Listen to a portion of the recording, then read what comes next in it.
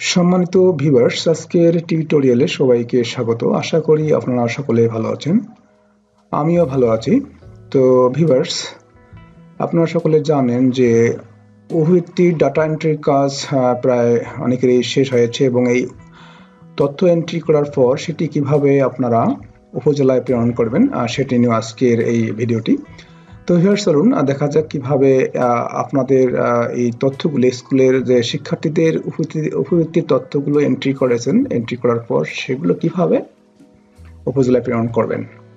এটা করার জন্য অবশ্যই আপনারা সকলে জানেন একটি ব্রাউজার ওপেন করতে হবে। ব্রাউজার ওপেন হওয়ার পরে এখানে আমরা আমাদের ওয়েবসাইটে প্রবেশ করব। দেখতে পাচ্ছেন আমরা এই যে এখানে লগ ইন করছি, এসএসপি তে লগ ইন করছি। করার পরে এখানে আমরা একটা ইন্টারফেস ওপেন হয়েছে, এই শিক্ষা মন্ত্রণালয় গণপ্রজাতন্ত্রী বাংলাদেশ সরকার SSPMIS হারমোনাইজড স্টাইপেন্ড প্রোগ্রাম। তো যাই হোক, এখানে ইউজার আইডি এবং পাসওয়ার্ড দিয়ে লগ ইন করতে হবে। করার পর এখানে দেখেন আমরা কিন্তু আমাদের বিদ্যালয়ের ওয়েবসাইটে প্রবেশ করেছি। তো এখানে প্রাথমিক নির্বাচনে ক্লিক করার পরে দেখতে পাচ্ছেন আমরা এই অপশনে গিয়ে আমরা তথ্য এন্ট্রি করেছিলাম।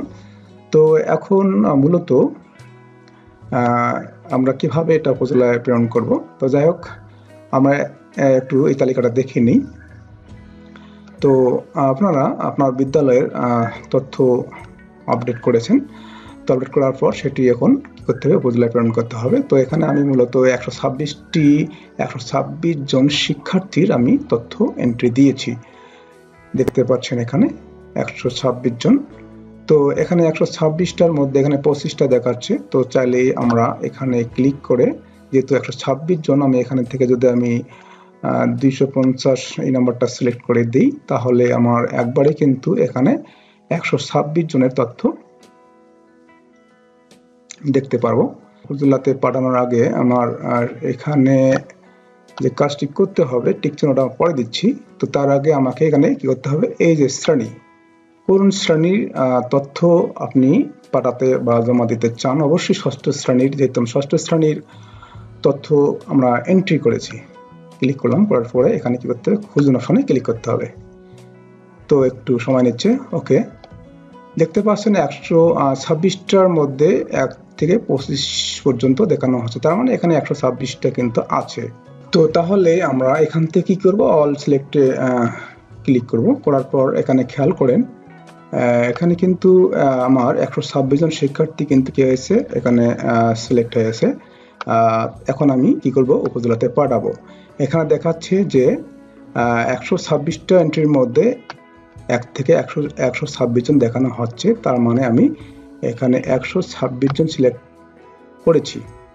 ওকে, তো এখন আমি উপজেলায় পাঠাবো। এখানে আমি ক্লিক করব। তো এখানে দেখাচ্ছে যে মোট আবেদনকারী শিক্ষার্থী নির্বাচিত 126, তাহলে জমা দিন। আমি এখানে ক্লিক করব। ওকে, ক্লিক করলাম, একটু অপেক্ষা করি। তো এখানে কি দেখাচ্ছে যে সফল হয়েছে, উপজেলায় তালিকা জমা সম্পন্ন হয়েছে 126 জনের মধ্যে 126 জন। তো এরপরে আমি কি করব, এখানে আমি এই যে ঠিক আছে এখানে ক্লিক করব। তো আমার কাজটি শেষ। সম্মানিত ভিউয়ার্স, এই হচ্ছে আজকের টিউটোরিয়াল। তো আশা করি আপনারা বুঝতে পেরেছেন। ততক্ষণ থেকে আমার সঙ্গে থাকার জন্য সবাইকে ধন্যবাদ। সকলের জন্য আমি শুভকামনা করছি।